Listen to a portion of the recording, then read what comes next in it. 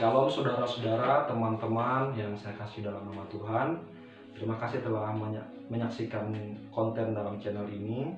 Kami berharap melalui konten ini dapat membantu saudara untuk bertumbuh di dalam Tuhan.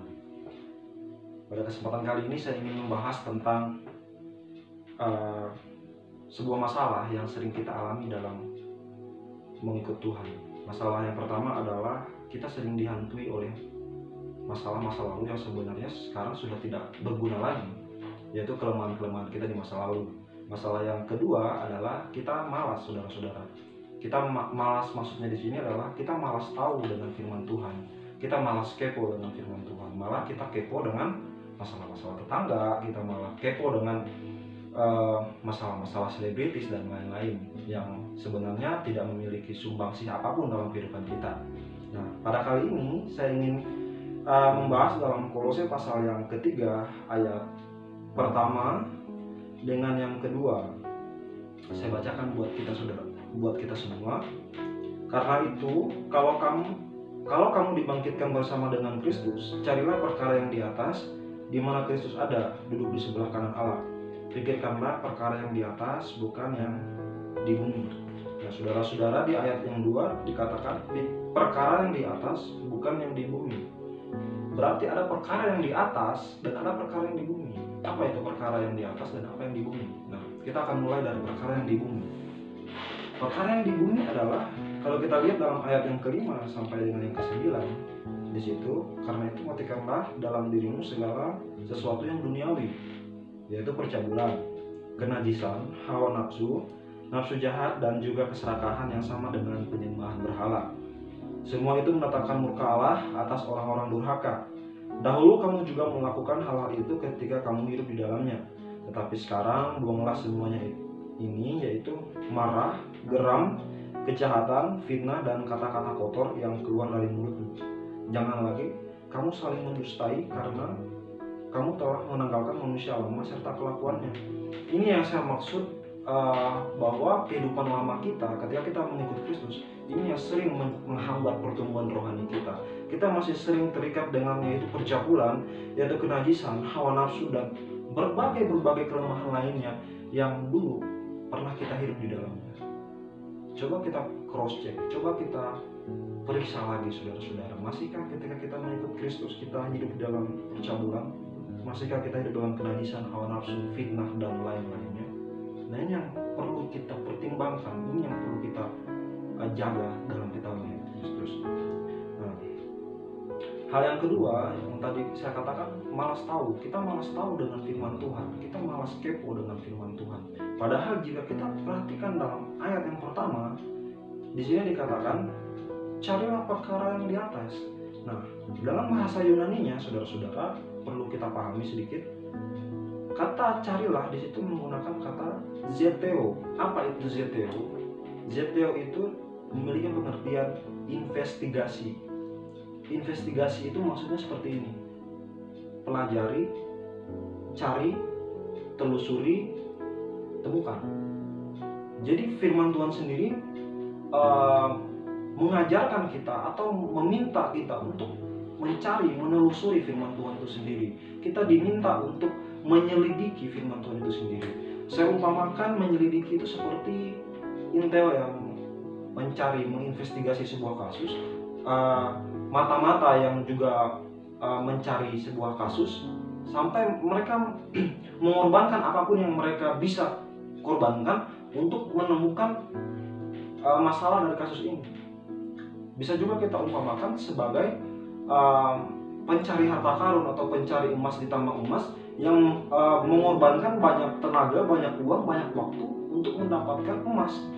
Seperti itu saudara. Jadi seharusnya kita sebagai orang percaya jangan malas tahu, jangan malas kepo dengan firman Tuhan. Kita harus lebih kekeh, kita harus lebih giat dalam mencari firman Tuhan, saudara-saudara. Amin. Saya berharap juga saudara ketika mengerti firman Tuhan ini, saudara juga lebih kekeh, lebih giat dalam mencari firman Tuhan. Nah, yang kedua, di ayat yang kedua saudara-saudara, di situ ada kata pikirkanlah. Pikirkanlah itu dalam bahasa Yunani-nya menggunakan kata proneo. Proneo itu sendiri memiliki arti dalam bahasa Indonesia itu membentuk sebuah pendapat atau membentuk sebuah pertimbangan.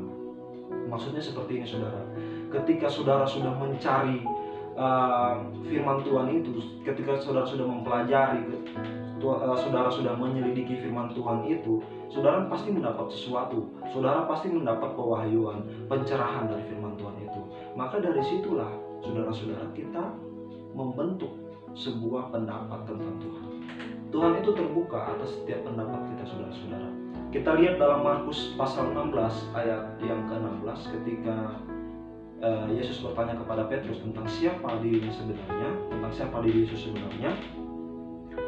Sebelumnya murid-murid Yesus menjawab dengan berbagai opini, berbagai pendapat tentang Yesus. Dan saudara-saudara kalau lihat di situ, Yesus tidak menolak pendapat mereka. Yesus menghargai apa pendapat mereka tentang siapa Yesus sebenarnya. Nah, hal ini mengajarkan kita bahwa Tuhan sendiri terbuka untuk ditelusuri, Tuhan sendiri terbuka untuk dipelajari, Tuhan sendiri terbuka untuk dicari tahu siapa dirinya sebenarnya, apa dirinya sebenarnya, saudara-saudara. Jadi buat kita orang percaya, kita tidak boleh malas tahu tentang firman Tuhan. Dan dua hal ini tadi yang menghambat kita ketika kita mau mencari Tuhan. Kita sering, kamu itu berdosa, kamu dulu seorang yang berdosa, orang yang seperti ini, seperti itu, seperti ini, pemfitnah dan lain sebagainya, pencuri barangkali, bezina dan barangkali. Kadang-kadang pikiran kita menuduh kita, mengintimidasi kita tentang siapa diri kita di masa lalu. Hal ini yang menghambat kita untuk berjalan. Dan hal yang kedua adalah kita malas tahu, saudara-saudara.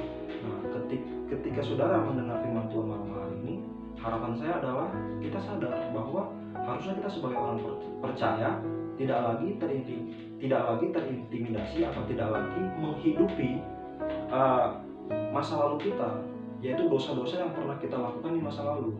Tetapi kita hidup dalam kemerdekaan di masa sekarang, di mana Kristus telah memerdekakan kita sebagai manusia baru yang di ayat 10 katakan. Nah, saya juga berharap ketika saudara menyaksikan ini, saudara juga dapat memahami bahwa kita sebagai orang Kristen, sebagai orang percaya kepada Kristus, entah itu jemaat biasa, entah itu pengerja dalam gereja, entah itu hamba Tuhan atau pendeta, kita tidak malas tahu dengan firman Tuhan. Kita harus kepo, kita harus cari tahu, kita harus investigasi, kita harus selidiki, kita harus terus telusuri terus firman Tuhan dan cari tahu siapa Tuhan. Maka kita akan menemukan Tuhan dalam perjalanan kehidupan kita sehari-hari, saudara. Saya berharap saudara dapat diberkati melalui kebenaran firman Tuhan pada malam hari ini. Saya ucapkan terima kasih. Saya berdoa terus supaya saudara-saudara diberkati di dalam Tuhan. Saya mau berdoa untuk saudara. Saya mau mendoakan supaya Tuhan membukakan hati, Tuhan membukakan pikiran saudara, supaya saudara dapat berjumpa dengan Tuhan dalam kehidupan saudara sehari-hari. Mari kita berdoa. Tuhan, terima kasih pada malam hari ini. Hamba-Mu telah selesai berbicara, tapi hamba percaya bahwa Roh Kudus tidak berhenti berbicara dalam hati setiap umat-Mu, dan Roh Kudus yang selalu memimpin umat Tuhan untuk mengenal suara Tuhan, mengenal panggilan Tuhan dalam kehidupan setiap orang percaya. Kami berdoa Tuhan, biar setiap orang-orang yang mendengar konten ini, orang-orang yang melihat video ini, mereka dapat menerima sesuatu, mereka dapat berupaya untuk mencari Tuhan lebih sungguh-sungguh lagi dalam kehidupan mereka Tuhan. Dan merdekakanlah Tuhan setiap orang-orang yang berada dalam tangan-Mu. Biarlah semua orang yang berada dalam tangan-Mu Tuhan tidak dibelenggu oleh kehidupan lama lagi Tuhan. Kami berdoa supaya damai sejahtera Tuhan terus ada buat semua orang yang mendengar video pada malam hari ini. Terima kasih Tuhan, kami mengucap syukur atas kebaikan Tuhan. Haleluya.